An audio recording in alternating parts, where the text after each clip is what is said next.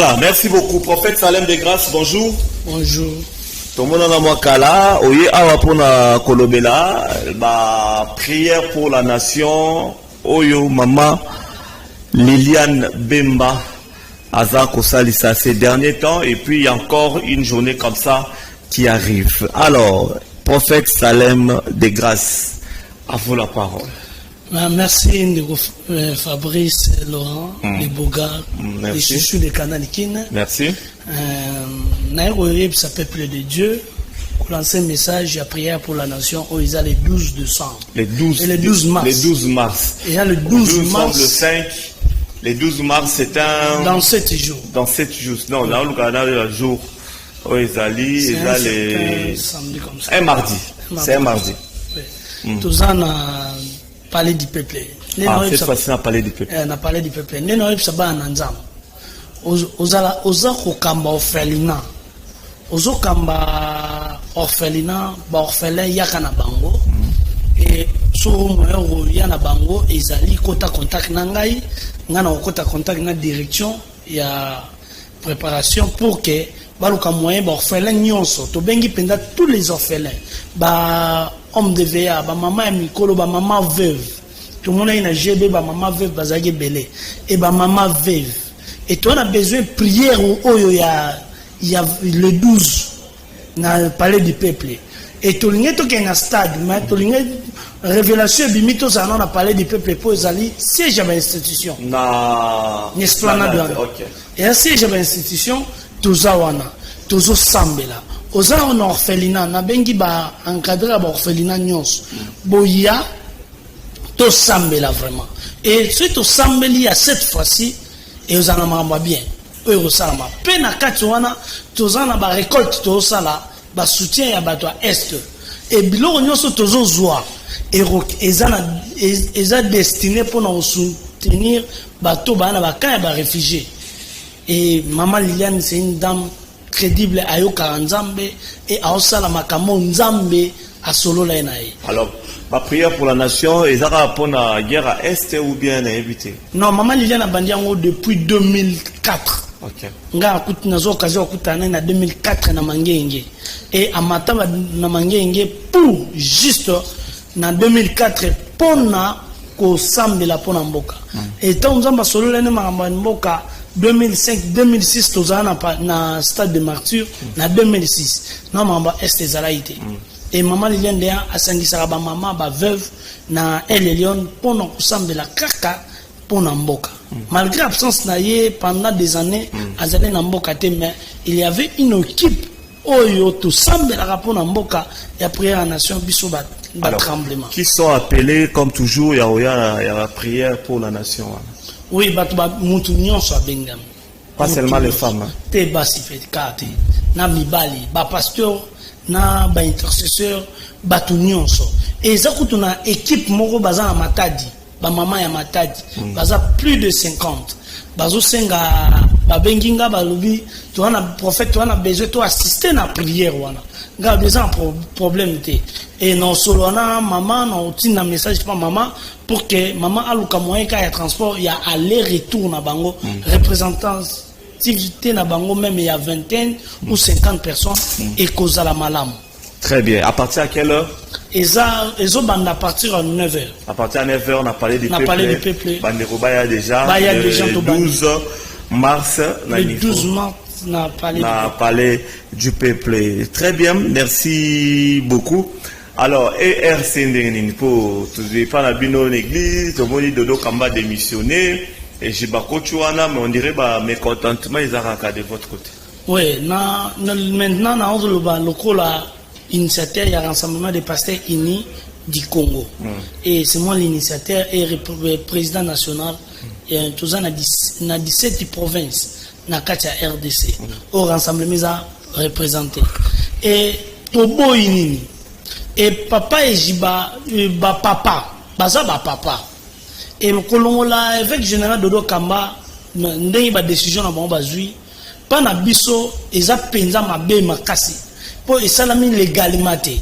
Et pourquoi kaka général Sonia Bimi illégal balongola ye illégal et évêque général Dodo Kamba a démissionné dans la pression. Et pourquoi la pression? La pression, il y a la colo RSC. Bakolo RSC ça va. Évêque Mukuna, on a les abilonions sauté. Bon, bango balobi, bango colo RSC. Or RSC ezali confession religieuse, il y a ACKT. Il n'y a foi abondante. Et ni il y a église Morobo. Ils ont rassemblement et l'église de réveil. Ils ont représenté, ils ont plateforme et elle rôle à SCC. Jamais nani papa Marini a oloba SCC jamais. Et maintenant tout le monde a ma bezanine. Ils ont la loi moko aux âmes estiamani na statut à RSC. O ba père ba fondateur ya RSC batia mutu a oto comme président ceux qui azana kati na structure na kati ya ba fondateur te. Or tant évêque général de Lokamba aye na interpellé na ba pasteur na rappelé bango ceux tant évêque général de Lokamba aye azui a modifier ango alongoli loi wana atike mutu nyonso pasteur nyonso aza membre effectif aza pe na droit na ba idée na ba initiative na ye ko postuler pe a comme représentant légal ndenge za la pe na ba confession mususu. Maintenant ba vieto ba yoki yango ba moni yango bon nde ba tie Dodo Kamba pression pour okende.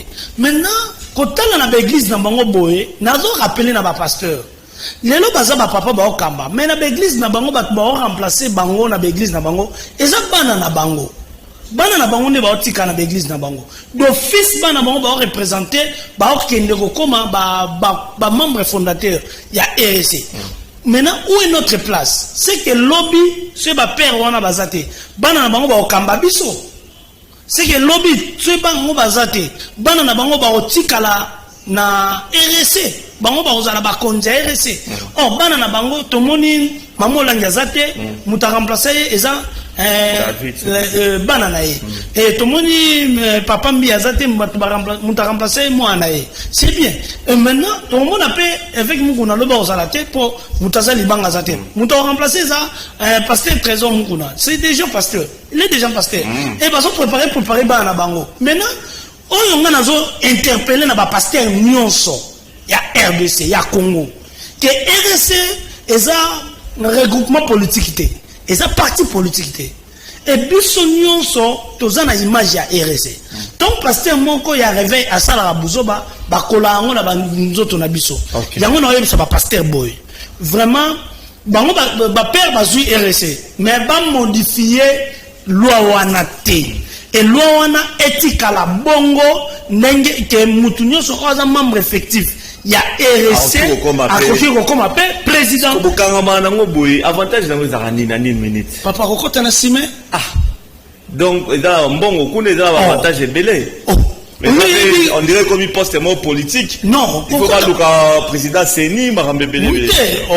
Tout ça dans confession religieuse, toi la société civile. Et loi il faut pas changer. Non, toi la société civile c'est notre loi. Et ça va devoir na biso. Et maintenant non, mais on peut aussi changer ça. Non, mais on a l'impression que l'eau c'est l'argent.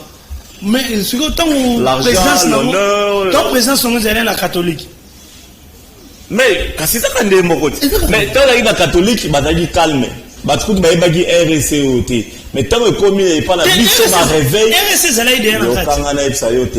Tant que commis la charge d'être bas. RSC d'agir déjà. Mais avec vous de tout le monde, moi bah éviter. Bon, pourquoi c'est qu'on dit maté? Et makambo yo ne tozo kende nango ne na interpeller na ba pasteur. Ba peso mbongo te pour les kofinga.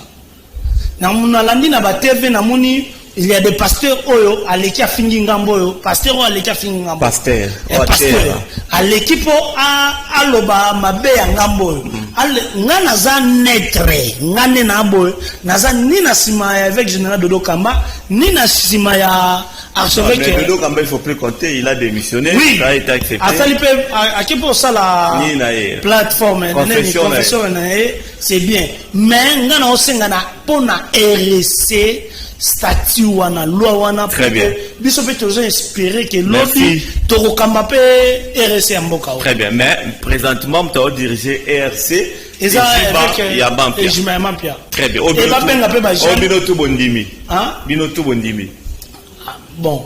Merci beaucoup, prophète Salem de grâce. Alors, 30 secondes pour clôturer nayo. Ozongeli activité à maman Liliane Bemba comme ça on va. Oui, na fengi na bana na nzambe. Bana na nzambe nyonso. Et prière à la nation où maman Liliane on sala na rappeler les sous. Exacté pour na marambali il y a est non. Exact vision où nzamba pesa maman Liliane. Et maman Liliane, fils servante de Dieu simple. Il n'est pas ministre de Dieu. Il n'est pas apôtre évangéliste, non, non. Et nous avons appelé ça qui est Mokumbana parce que Aza Pembeni ya Mwasi, Aza Pembeni ya Mutoyo, ya Mounene ya Mboka, président Jean-Pierre Bemba. Merci beaucoup. Vraiment, bateau bazana ba orphelinat, na on peut ce numéro nanga. Bobé nanga na 089 016 80 60.